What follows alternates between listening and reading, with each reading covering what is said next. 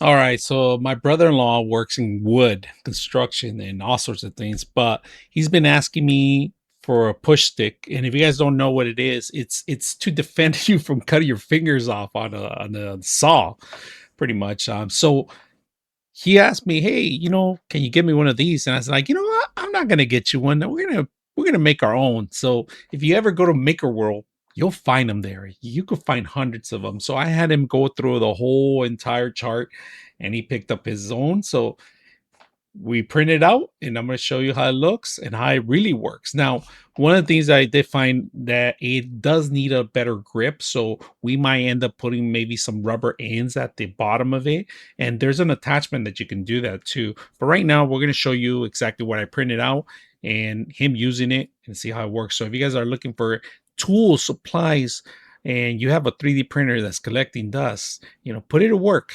This is a lot of people do now, and they have hundreds of this different tools in there that you can utilize it and help you out in your day-to-day jobs. So let's go ahead and take a look and see how it looks.